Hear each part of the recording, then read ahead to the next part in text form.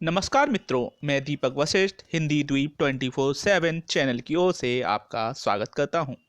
उम्मीद है आपको संस्कृत साहित्य के प्रमुख कवियों पर आधारित हमारे प्रथम भाग का वीडियो अच्छा लगा होगा।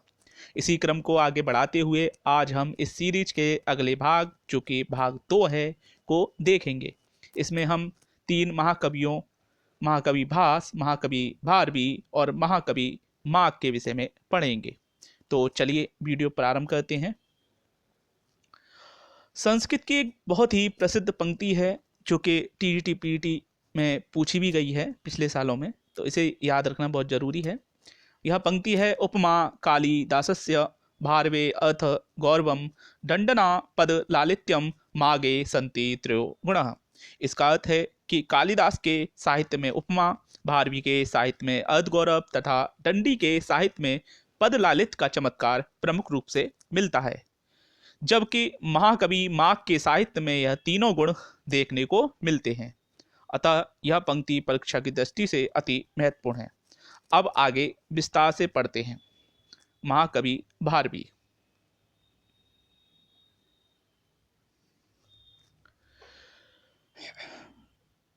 महाकवि भारवी, इनका परिचय, ये 6ठी शताब्दी के लगभग वर्तमान थे। इनका वास्तविक नाम दामोदर था। अर्थों का गांभीर्य इनके काव्य में हमें मिलता है। विष्णुवर्धन की सभा में यह पंडित थे। दंडी के अनुसार, जो कि उनकी कृति है अवंती सुंदरी, दंडी की अवंती सुंदरी कृति के अनुसार यह विष्णुवर्धन की सभा में पंडित थे। इनकी वाणी को नारिकेल फल कहा। किसने कहा? मल्लिनाथ ने कहा। ये याद रखने वाली बात है, नारिकेल फल प्रश्न बहुत बार पूछा गया है, ठीक है। तो और किसने कहा? मल्लिनाथ ने कहा। यह शिव के परम उपासक थे। अर्थ गौरव के लिए यह विशेष तौर से पहचाने जाते हैं। संस्कृत साहित्य में प्रसिद्ध सूक्तियां हैं कुछ, जो हमारे परीक्षा के दृष्टि से उपयोगी हैं। थोड़ा इनको देख लेते हैं। सहसा विद्वित न क्रियाम अविवेक अविवेकः परमा पदाम पद्म न नौन नुन्नो नुन्नोनो नाना नाना नना ननु हितम मनोहारी च दुर्लभम बचः। इनके द्वारा केवल एक महाकाव्य लिखा गया, जिसका नाम था गीता अर्जुनियम।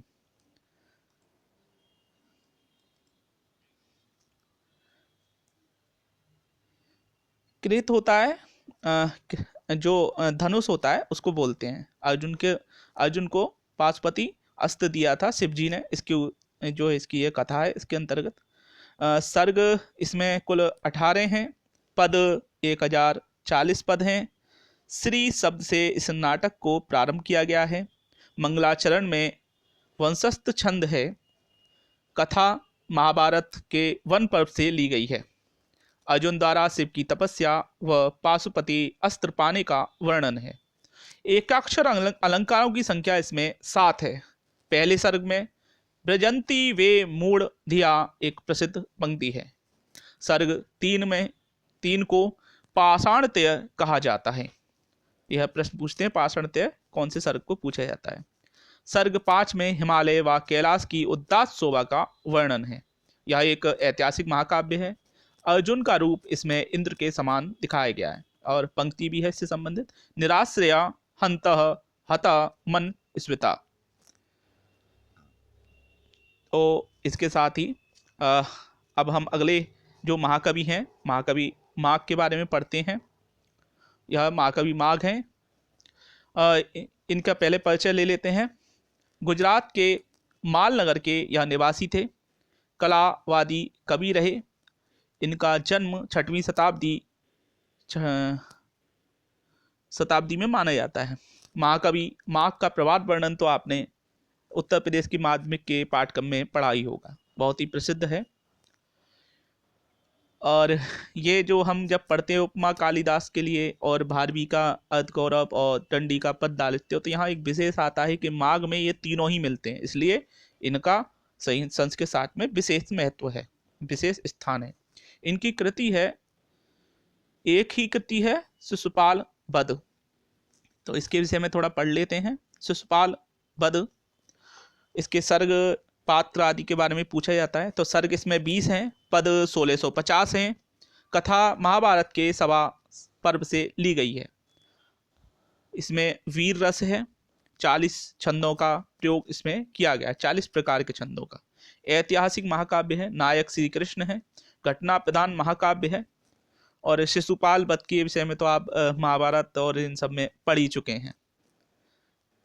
प्रभात वर्णन 11वें सर्ग में है, जो हम महाकवि माघ का प्रभात वर्णन पढ़ते हैं, जिसमें चंद्रमा, सूर्य और तारे और रात के बारे में बहुत विशेष तरह से बताया गया है। उनको उनका मानवीकरण बड़ा अच्छा किया गया है कि चंद्रमा के जैसे ही सूरज आता है चंद्रमा एकदम से भाग जाता है। ठीक है, तो बहुत ही अच्छा वर्णन किया गया है, उसको हम पढ़ते हैं और जिसने नहीं पढ़ा उसको पढ़ना चाहिए। सर्गारंभ व सर्गांत, यानी सर्ग प्रारंभ होता है और सर्ग जब समाप्त होता है तो वह श्री शब्द से किया जाता है समाप्त। धनपाल ने माघ की प्रशंसा में कहा है, मागेन ब्रिगेन तो उत्साह नोत्स हंतई पद क्रमयी। मेरी संस्कृत थोड़ा अच्छा नहीं है तो क्षमा करिएगा, ठीक है आप, लेकिन इन पंक्तियों को विशेष तरह से आप कहीं लिख लें और याद रखें।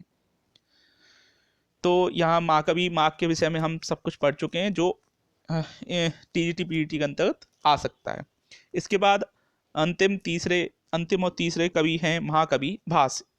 ये इनके विषय में थोड़ा विस्तार से पढ़ना होगा और इनकी कृतियां भी कुछ अधिक हैं, तो चलिए पढ़ते हैं।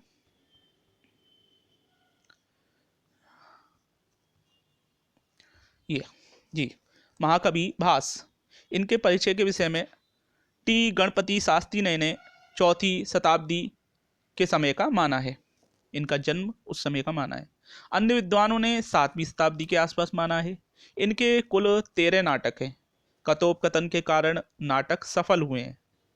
जो डायलॉग्स होते हैं वो बहुत अच्छे माने गए हैं। अपूर्ण नाटक इनका एक है चारुदत्तम, और एक ऐसा है जो इसके बारे में अभी तक पता नहीं चल पाया, सिर्फ सुना है कि एक कोई और था।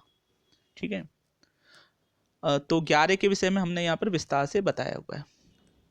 कालिदास ने मालविका का उल्लेख किया है, प्रस्तुत कृति है कालिदास की, उसमें उल्लेख किया है। बाणभट्ट ने अपने हर्षचरित ग्रंथ में भी इनका उल्लेख किया है, तो विशेष है हमारे लिए जानने लायक। कुल नाटक इनके 13 हैं। इनको हमने 3 अलग अलग भागों में बांटा हुआ है। राम कथा पे आश्रित, महाभारत की कथा पे आश्रित और लोक कथाओं पर आश्रित। तो राम कथा पे आश्रित 2 हैं, प्रतिमान नाटकम और अभिषेक नाटकम। महाभारत पर आश्रित जो नाटक हैं वह है उरुभंगम, दूतवाक्यम, पंचरात्रम, दूत घटोत्कम, कर्णधारम, मध्यम व्यायोम और बालचरित। लोक आश्रित नाटक में स्वप्न वासवदत्ता और प्रतिज्ञान योग अंधरायण। एकांकी नाटक, इनमें से जो एक अंक में खेले जा सकने वाले नाटक हैं वह है उरुभंगम। ये कुल 5 हैं, इसलिए याद रखेंगे, बड़ा आसानी से याद हो जाएगा एकांकी कौन कौन से हैं। उरुभंगम, दूतवाक्यम, दूत घटोत्कम, मध्यम व्यायोम और कर्णधार। अब नाटकों के विषय में विस्तार से पढ़ लेते हैं।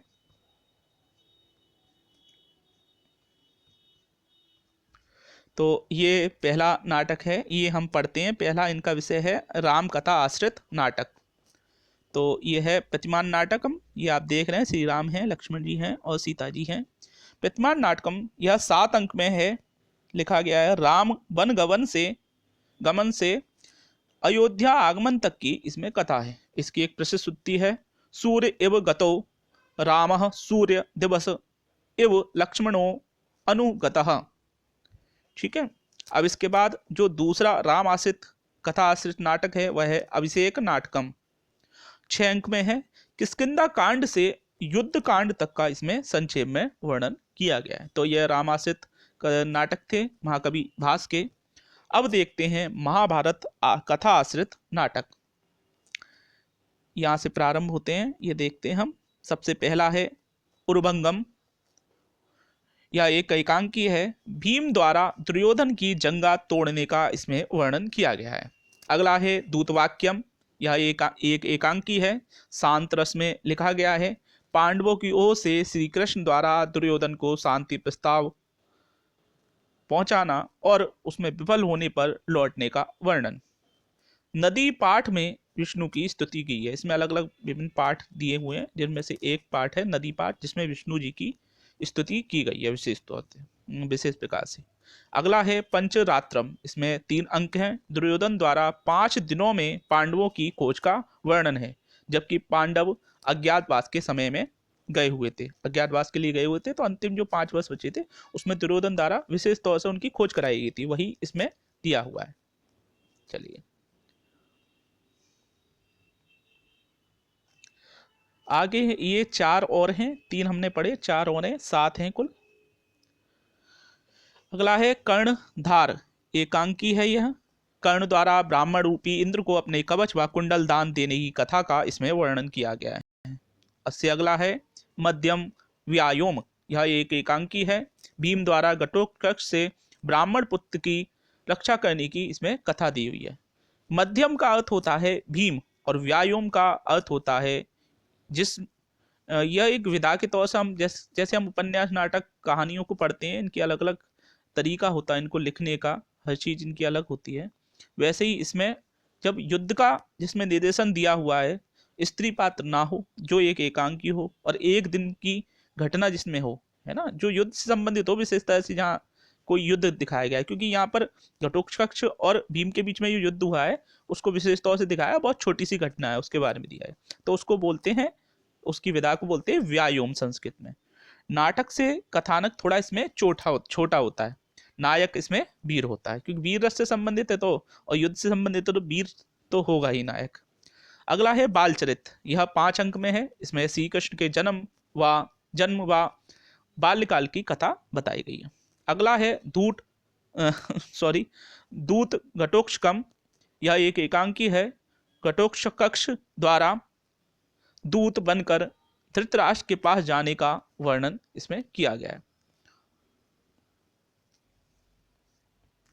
आगे अब महाभारत आश्रित भी कथाएं समाप्त हो गई। अब 2 प्रमुख कथाएं हैं, जिसमें से स्वप्न वासवदत्ता इनकी सबसे प्रसिद्ध कृति है, सबसे अच्छा नाटक माना गया था, इसलिए ये पढ़ना, इसको विशेष तरह से पढ़ना चाहिए। लोक कथा आश्रित नाटक हैं। स्वप्न वासवदत्ता यह 6 अंक में है, सर्वाधिक प्रसिद्ध रचना है, जैसे मैंने अभी बताया। इसमें जो नायक नायिका है वो कौन है? राजा उदयन व वासवदत्ता के विच्छोह व पुनर्मिलन का इसमें वर्णन किया गया है। अगला है लोक कथा आश्रित नाटक प्रतिज्ञान योग अंतरायण, 4 अंक में दिया है। इसमें 4 अंक में प्रस्तुत किया गया है इसकी कथा को। राजा योग अंतरायण की प्रतिज्ञा का वर्णन कथा में है। ये वैसे बहुत कम आता है, बस इतना ही पूछा जाता है कि कितने अंक हैं, ज्यादा से ज्यादा पूछा जाएगा तो कितने अंक इसमें हैं, लेकिन स्वप्न वासवदत्ता विशेष तौर से पढ़ लें आप। जो एक अधूरा इनका नाटक था वह था चारुदत्तम। शूद्रक का मृच्छकटिकम दत्तम से प्रभावित नाटक है। जो शूद्रक ने मृच्छकटिकम लिखा था वह चारुदत्तम की कथा से प्रभावित नाटक था। और एक जो 13वां इनका नाटक है वो अभी तक ज्ञात नहीं हो पाया। देखिए मित्रों, यूपी के टीजीटी में कुछ सिलेक्टेड प्रश्न आते हैं।